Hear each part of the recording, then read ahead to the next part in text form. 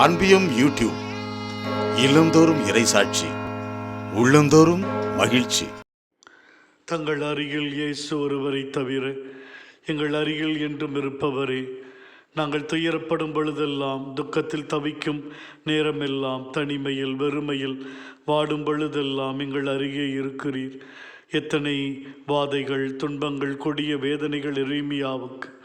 இவை அனைத்திலும் எதிர்கொள்ளும் வலிமை எப்படி அவருக்கு கிடைத்தது? நீர் அருகில் வலிமை மிகுந்த போர் வீரனாய் இருக்கிறீர் என்கிற ஆழமான நம்பிக்கை ஒன்றுதான்.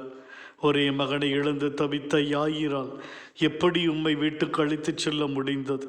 நீர் எப்பொழுதும் அவர் அருகில் இருக்கிறீர் என்கிற மன உறுதிதான்.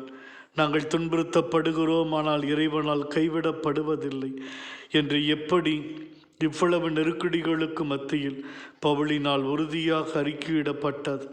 நீர் என்றும் அவர் அருகில் இருக்கிறீர் என்கிற ஆழமான விசுவாசத்தினால் தான். எங்கள் கூடவே இரு இயேசுவே, நீர் இல்லாமல் நாங்கள் வாழ முடியாது அப்பா. எங்களுக்கு அருகில், மிக அருகில் இரு இயேசுவே. எங்களுடைய வாழ்க்கை போராட்டத்தில் நாங்கள் சந்திக்கிற ஒவ்வொரு இடர்பாடுகளிலும், சோதனைகளிலும் எங்களுக்கு புதிய பலம், புதிய நம்பிக்கை கிடைக்கட்டும். நீர் அருகில் இருக்கும் பொழுது எதையும் எதிர்கொள்ளக்கூடிய ஆற்றல் எங்களுக்கு இருக்கிறது. அந்த நம்பிக்கையில் ஒவ்வொரு நாளும் உம்மோடு இணைந்து வாழ கிருபை செய்தருளும் சுவாமி.